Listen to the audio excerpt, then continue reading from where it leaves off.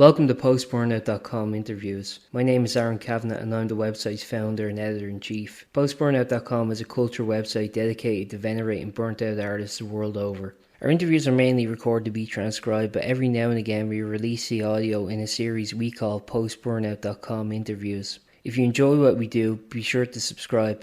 In this edition of Post-Burnout.com interviews, we speak with the Moldovan New York-based bard musician VARYA. She talks about her new EP, O Them Rivers, which is her first to be released in 8 years. The difference in the music compared to her debut album, Bug Bomb. The American idea of being a musician compared to the Moldovan one, being part of the Moldovan bard tradition. Her songwriting, making an album under lockdown, and more.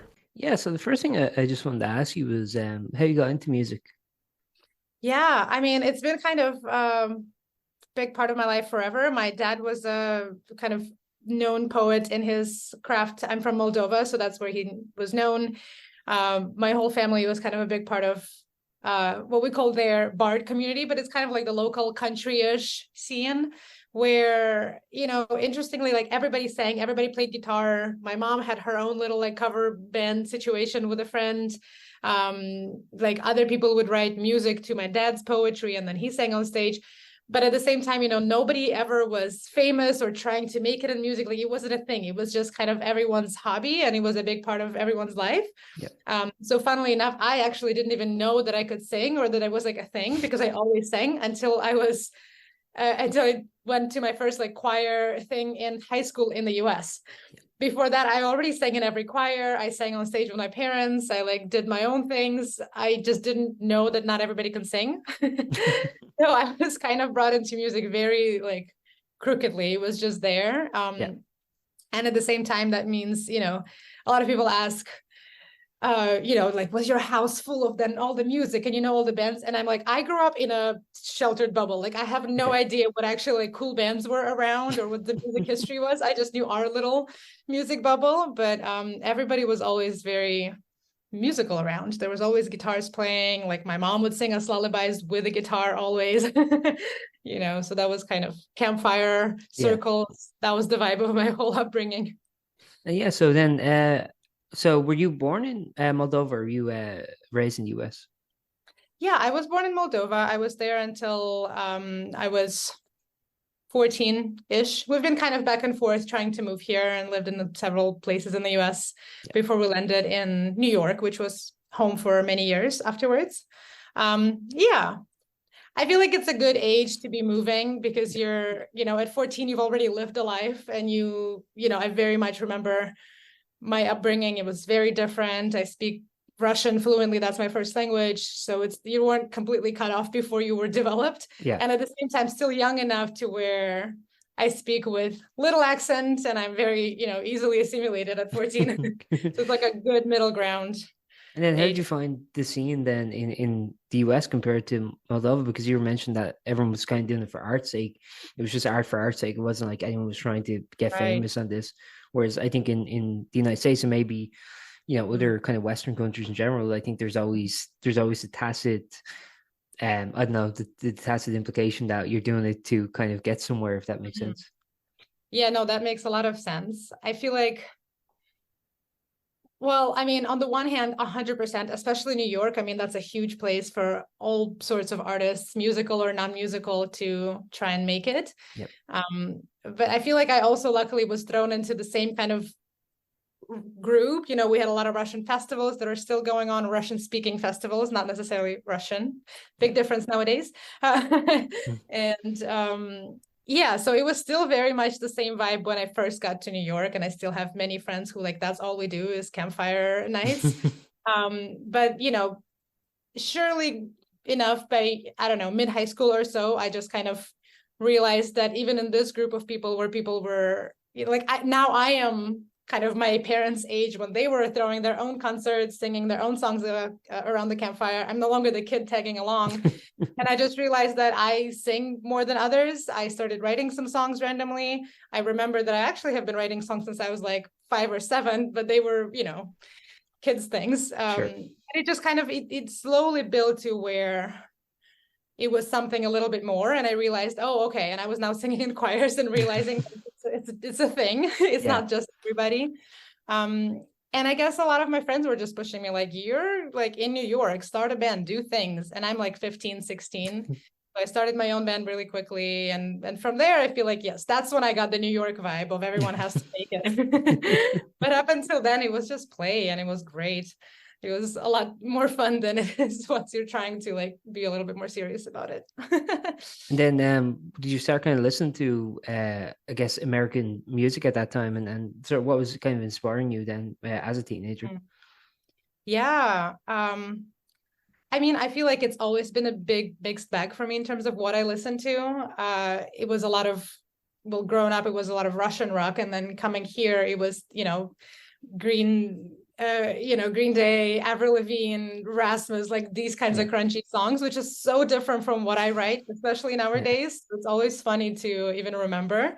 But I feel like it's always been that kind of vibe. Even the music that I grew up in, Ukrainian Russian music mostly, was very much in that same kind of rock-ish vibe. Yeah. I'm a big Radiohead fan, these kinds of bands. So yeah, it was a big mixed bag of that. I was never very much, hip hop or pop head. Yeah, sure. But somehow it molded, I feel like just as I grew up in general, the music scene has changed a lot and all the genres has melted and molded into themselves. So by the time I was kind of trying to figure out what do I actually like, what is the kind of music that I'm trying to imitate in my early kind of writing, it just became a lot more mellow. Everything that I listen to is a lot more mellow. Like my playlist is always the sad songs and everyone's like, okay, VARYA. I'm always the Debbie Downer in the house when I put the music on, but I like very sensual music, very, lyrical, or maybe not even so lyrical, but I like things that move me, that make me feel, and that's how I write. Yep. And I feel like that always tends to be a little bit slower tone, more, kind of minor keys, melodies, a lot of heavy lyrics, or just even deeper lyrics that make you think. Yeah. Not much like club music. So then when did the current VARYA project start then? Am I pronouncing that correctly, by the way, VARYA? Or Yeah, you are. okay, yeah. Yes, VARYA. Yeah. Thanks for checking. Yeah, nice. Yeah, I mean, it was it's been VARYA like this, and that is my name, but Yeah. it's been VARYA as the band name as well from the very start, since I was like 15, 16 is when we first formed the band with a bunch of my mates. And I feel like back then I was still trying to very much find what my sound is and what I'm doing. And I was trying to, as you do, write songs that people would like. I did not have a whole lot of life experience, but I've always known how to put my feelings into writing. I was writing poetry long before I even started writing songs. Like even in school and in grade school, that was always something that I would put my feelings into something, even if it meant making up stories that didn't actually, were kind of made up stories. So that just came very naturally, but yeah, the early music was very rockish, very upbeat. It was very funky and not the vibe that I do right now at all. And we've been with that band for maybe 5, 6-ish years. We put out our first album now 7 or 8 years ago, Bug Bomb. It's still out there. It still makes me smile every time, but it's so different from what I've now arrived at. And that story kind of went, how that molded is after we released our first album, it was kind of naturally things sort of slowly fell apart. I feel like we've been building these songs, we've been performing them all over New York, building an audience. And it was kind of this big culmination when the album came out, and we did a whole bunch of stuff around the album release. This is 2015, I think. Mm-hmm. And then naturally kind of things came to a close because we were just growing up. People were moving to different places, different projects. Somebody went and worked corporate jobs and didn't have time for music anymore. Somebody else, went to college to study more music. So we kind of naturally fell apart. And I feel like that's when my introspection really started. It was a few years of brooding of like, oh my gosh, I'm not a real musician. This is never going to happen. And then it was, life kind of took me over. And after a few years, I just started naturally writing something very different, just real kind of correlating with where I was in my own life. I wrote a lot of songs that you will probably never hear that, Okay. that never come out. It was a lot of trial and error. But it was interesting because as soon as I didn't, not as soon, but when I started writing without a band, without a vision, I haven't been performing in a few years, my songs just became a lot more honest, a lot more me, a lot more, just very, very raw. I feel like I was so much less afraid to say what I actually mean and what I wanted to say because there was no audience on the other end necessarily. I started writing something that for the first time I was like, ooh, it's not about where I'm going with this music. It's not about who's going to hear it. This is something that I'm genuinely writing from the bottom of my heart, and it moves me. Yeah. And if it moves me, then it's worth sharing, and then maybe it'll move somebody else. And so slowly over time, I started sharing a little bit more. This is the first album, not even a full album, an EP that I'm putting out in all these years. But it was a beautiful labor of love. And I feel like it took me, even from the time of writing these songs to actually putting them out, it was a very long and kind of careful walking up kind of project to not go to. I never wanted it to be this big thing. Okay, I'm back into music. Let's make it again, because I feel like that's what everyone gets caught up in. And I know that for me, the magic came when I was alone in my bubble, just in my room with a mic and a guitar. And so I kind of wanted to keep as much of that magic to myself without keeping the music to myself. Yeah. That took a little while. And I feel like your original question, where did this kind of sound and music and image came from? I feel like it was a very slow build, yeah. And I think like you were mentioning the first album, my Book Bomb, I think had a very kind of folky kind of playful kind of atmosphere to it. And I think this new EP, it's called All Them Rivers. It's a lot more melancholic, and I think for me, I think a lot more atmospheric. I think it's a very for me, I was conjuring up images of like forests, and it seemed very earthy, and yeah, like there's a lot of running themes through it. There's themes of like for example, suicide, and falling and drowning, and there's it seems like such a departure. And you're kind of talking there about going in this new direction. I wanted to ask a few things about it, but I guess the first thing would be the production on it then. So I think a lot of that atmosphere that I was talking about, I think, is created through very subtle soundscapes in the music. I was wondering how much of that was your own work, and how much of that was working with a producer and so on. Yeah, that's a great question. It was a big labor of love and a communal affair, Yeah. for sure. But it came kind of in layers, and it took a total of like 3.5 years to really put the whole project together. Even though you'd think it would take less to put 7 songs together. Yeah. But well, just to take a step back, I'm taking a deep breath of you just even mentioning and describing the album and some notes in there. I think it's a new project that not many people have heard yet. So it's always taking me back to hear I like all the words that you used, and earthy and atmospheric. And I think that's very much the notes that I was trying to go to. So in terms of creative vision, it was all me. This is very much my baby. And at the same time, kind of the more electronic, the more wild sounds in there that I can't even identify properly.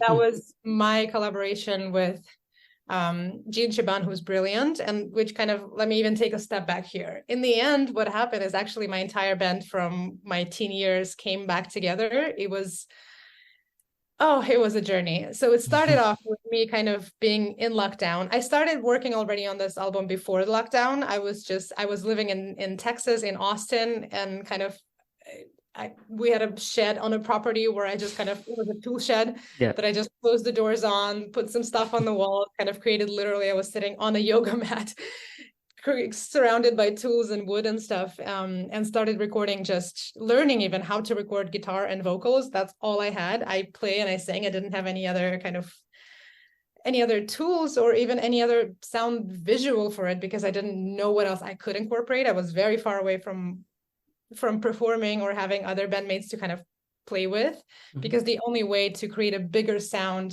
before that I knew was sitting in a room full of people and we're all improvising. So I didn't have that, and it was just very acoustic. So slowly I started kind of putting it together, just learning to record my own, what I can already sing.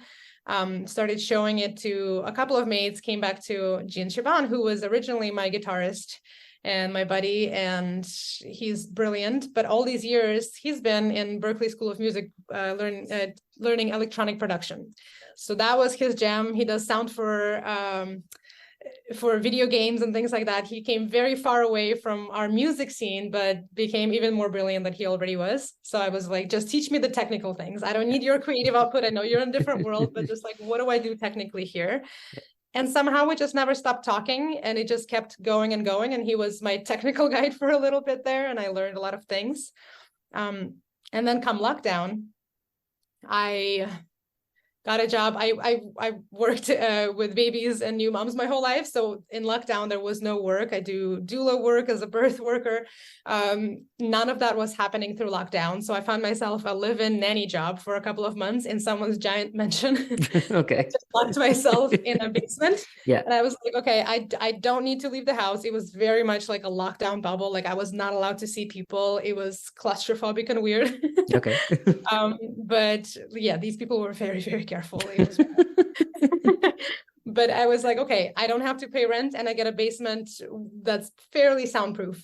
Yeah. So I do my little nanny thing during the day, created a whole studio in the basement, and I just stayed there for, I think, 4 to maybe 5 months and recorded everything that I could. Okay. I would eventually start sneaking out on weekends and finding other musicians to record. I wrote all the which was eventually all the people from my original band, so the cellist and Tim Miller, Leonid Tamilchik, my first bassist, my whole crowd came back, but it was a little bit at a time. So I would go to my bassist house, who was still living in New York, and we would just kind of improvise, and I would record him with my tiny little box in his house on the weekend, run back to my basement, kind of, we put this down. And it was also built all backwards because, you usually have bass and drums and things first. We went completely backwards. I recorded myself, all the vocals, all the things, and then we kind of built awkwardly on it. Then same thing with my drummer. We just kind of found and played on his little kit in his apartment in Manhattan.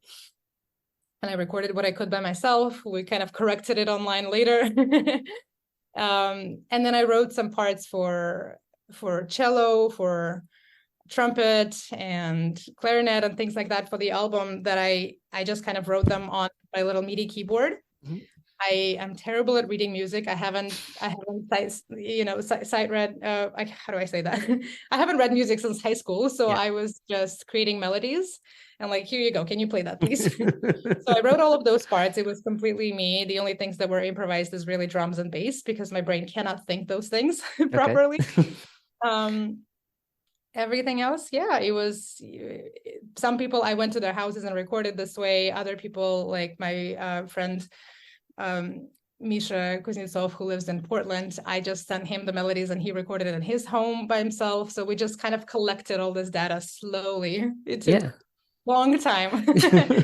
Eventually I was freed from my lockdown house and I was just doing more of this. And as the last piece of it, we sent it back to Jean Chaban, the guitarist, electronic guru person.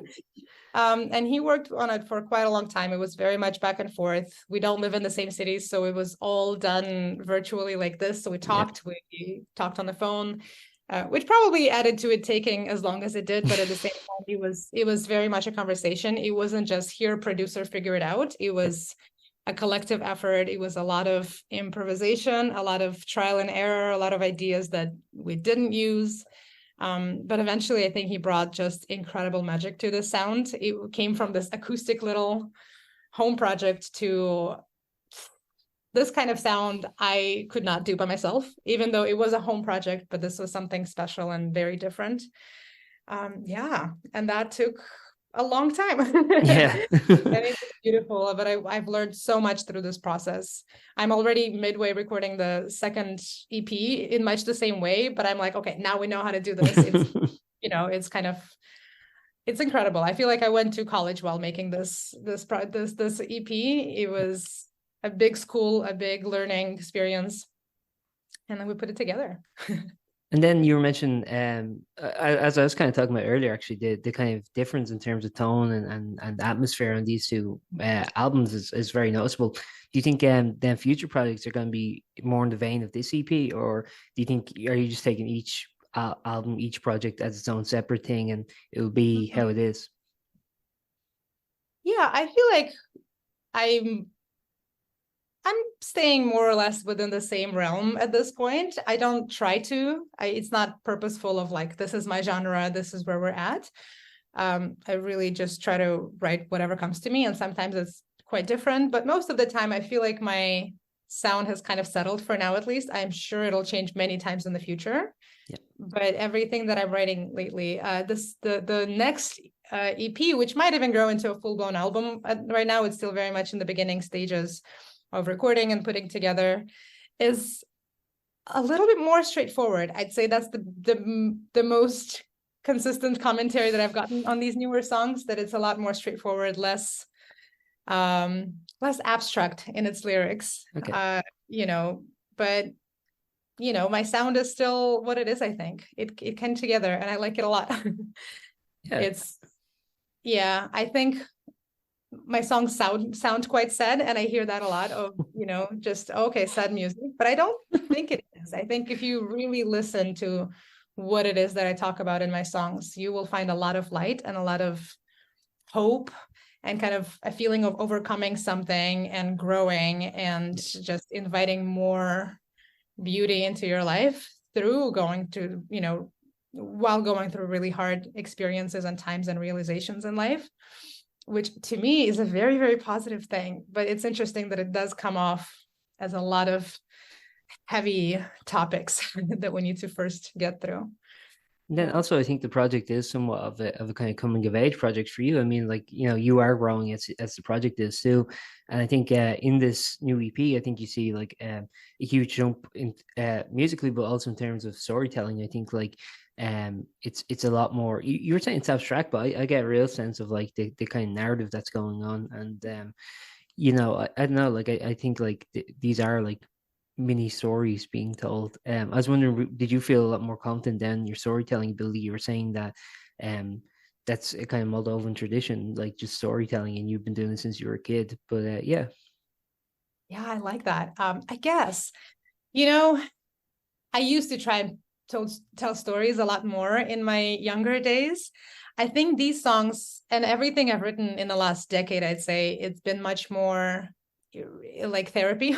yeah, okay, I have no idea what I'm going to write when I write a song. Sometimes they're kind of one and done. I just sit down and I need to get something out of my brain, and poof comes a song. yeah, And then I sit down and like, what does that even mean? And I have songs that I literally go back to, months, years later, and I truthfully can sit down and I don't remember exactly what I was trying to say, what it is that I meant, but I can find a new meaning because somehow it still resonates with me. And that's what I love about it so much. And why I like that it's a little bit abstract still, that I've heard very different interpretations of some of my songs okay, from different people. But no, I love that you hear a story in there. And there definitely are, but I don't think they're very purposeful when I write them. yeah, I think it's just something that needs to come out of me, and then later I make sense of it. Most of my songs came out this way. yeah, Some songs kind of come together as I've had, I don't know, a melody that I've been playing with over here that didn't quite come together, some phrase that's just a one and done, maybe something I wrote in my journal that was just a big blah, blah, blah, but then there was one phrase in there that I liked and I kept playing with. So sometimes it's a bit of a puzzle that I piece together. But I think in the end, when it comes to the meaning and what it is that I'm trying to say with the song, it always comes later. It's more something that I need to discover myself, what it is that I needed to say and get out of my brain. So very much like therapy for myself, just kind of writing and then seeing where it takes me. yeah. Yeah, and sometimes, of course, I would shape a song a little bit, kind of, and polish it and make it a little bit more concrete. Let's actually find what it is that we're trying to tell people here. But for the most part, I think it kind of shapes itself. And then I discover it just as the rest of the audience. Yeah. And then I noticed, as I was mentioning earlier, the kind of repeating motifs on the seven songs. So I was noticing a few. The ones were suicide, drowning, and falling. Those are just the ones I picked up on. I was wondering, were they like intentional common motifs between songs, or is that just coincidental that they all happen to have similar themes in those regards? I mean, probably not coincidental. It came from the same mind. Yeah. So I'm sure there's something in there, but to me, I really like the idea of a metaphorical death in many, many different ways. One of which being kind of you have to let go of some things to let something else new in your life. So letting some intentional little deaths within you happen. I like that idea. I think the song with Falling that you're referring to is Lady Please, which is one of my favorite songs I've ever written, to be honest. But there, the idea too is to me very, when I was writing it, it was kind of an artistic almost death and it had a lot to do with what I was trying to let go of with music and where I was going. And that, it depicts a beautiful image of flying away from your problems into a beautiful abyss, an imagined world.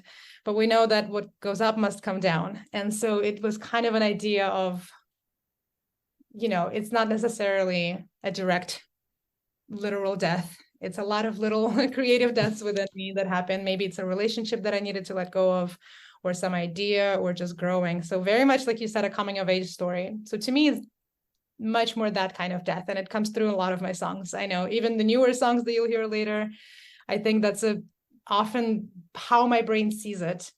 But I wouldn't put it as morbidly as I think it sounds sometimes. Although if that's what you're hearing, I think I like that people would hear it differently. Yeah. And then do you think with that kind of open interpretation that you seem to be a fan of that, in a way, do you position yourself in your mind more as a musician or an artist and music just happens to be the medium of expression that you try to get your ideas out in? I love this question. I've always thought of myself as poet first. Maybe that's my upbringing too. To me, words were always more important. If you ever learn anything about Russian bard music, my depiction of it growing up was lyrics that made my little like 4, 5, 7-year-old soul like, oh my gosh, this is so deep and profound. Yeah. And then it's like 3 chords and no one can really play sophisticatedly. Okay. So the music always came second. And I think that's how I write. I write a lot of, just in my journal, I write like little excerpts of poetry. If you've been through my Instagram, every caption to my post is just free form poetry that doesn't even have a shape. But I like words, I like meanings. That's that's definitely the creative output. And music, I would say very much, you nailed it in the butt, that it's a medium. I've always been very musical and that's the easiest form for me. It comes naturally, but I hardly would call myself a musician, to be honest. Even when it comes to playing instruments and things, I think this is just something that I'm learning along the way because I love sounds and what it does in the end. And I love singing and putting in this container, but words always come first. Not necessarily in order in which I write it, but just in my mind and its importance and where the weight and the value is in it for me. Definitely more poetry than music.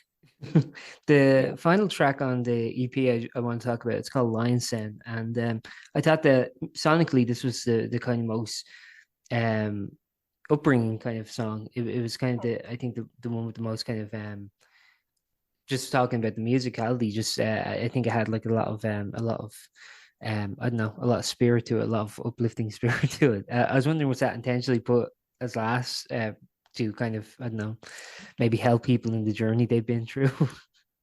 Yes, very much. I think also, the song Unwild is in the middle with the same intention. I feel like we've all had a lot of feels through a couple of songs and it was something to just dance to. The first time we put the drums to the song was also the first time I danced to my own song in years, and it felt so important to just shake it off, and, but if you just even dig through the meaning of what that song is, and this is the song, to be honest, that I've heard the most amount of very different interpretations from people who've heard it. Anything from it being a very political song to someone heard in it a whole like acid trip. Somebody else went through a breakup in this song. It's a lot of different interpretations. But yeah, I love that it leaves it open and a little bit lighter, even though to me it's actually one of the heavier ones in its subject, I think. Yeah, I was thinking that too, because I was thinking that like, oh yeah, this is quite bright and chirpy. And then I was listening to the lyrics like, That's why I did Yeah. emphasize sonically. Yeah, for sure. We have a little devil in this song that we're dealing. Yeah, I Um, really like the idea of it. Kind of that song sprouted from the the little um the little person in white telling oh, you all the the lines angel on and devil on your your shoulder, shoulder, the yeah. angel in your. Yeah, I don't think it says angel in it, but it's kind of that image of, I really like that. And that's, I think, where a lot of political interpretations come about this song, is that, who's telling us the truth, and who do we believe, and whose den are we walking into, and where is our own voice in all of this? And again, the song, it might be dark, but in the end, it's a call to action in listening to your own inner wisdom and intuition, and finding your own voice. And I think that's such an important message. And I like that we end on it. It's very kind of, it's a power call. So Yeah. the EP drops on September 15th. I was wondering, what are you doing between then, in gearing up towards it? Yeah. Well, you know, probably the most boring answer, but I am very much still just learning the technical specs of releasing anything at all.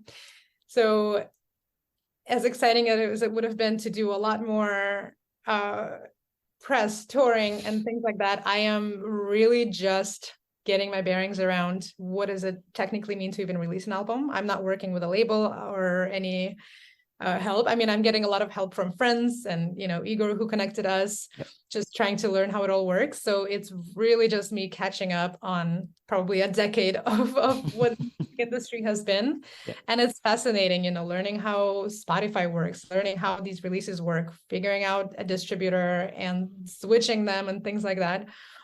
So it's a lot of just that. And are Really. you kind of anticipating, I guess, people's reaction to the kind of change in the music then, compared to your previous album? So yes and no. I think some of the older audience that I have, I mean, people still listen to Buck Bum. I see this and people write to me occasionally. I have a teeny tiny fan base, but Okay. it's loyal and beautiful. And we have a beautiful little hub where I know some people who write to me and we communicate. Um, so I think for some it's going to be a big change. It's definitely a different vibe. But I've also been singing these songs live for years now. So I think to many of the people who I know who listen to me, it's going to be just, oh, finally we can have it in our ears, in our phone, in our Yeah. headphones. So I think it's not that new to people who know me. And those who don't know me, I hope this is going to be a new discovery and that it can get to more hands. I'm trying very hard to get it to a wider audience Yeah. this time around. And that's been a big focus of just learning again how all of this works on all the technical specs. It's just not easy. It's a whole job in and of itself. But it seems like you kind of enjoy that aspect too, even though you consider yourself more an artist than a musician in some ways. I mean, it seems like you do have a vested interest in the kind of the stuff surrounding being a musician, the Spotify and the PR and so Yeah. on. Yeah. Oh, for sure. It's so fascinating. I feel, it's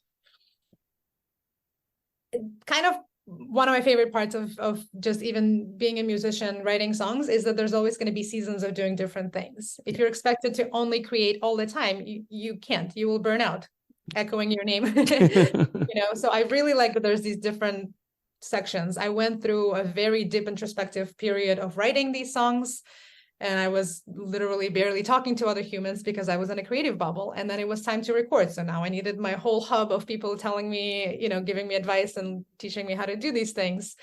And then now it's kind of, okay, more to the people, learning how the industry works. How do I connect to my audience again? How do I get more conversations going online, and just even connecting who is out there, who's listening to me, where are these people and who they are. It's a very different zone, and after a while it's going to be something new again. I'll be back in creating this next album that I'm working on. So I very much like that there's all these seasons, but the more kind of industry admin work to it, it's very, very new to me. When I was doing 7, 8 years ago, it was very different.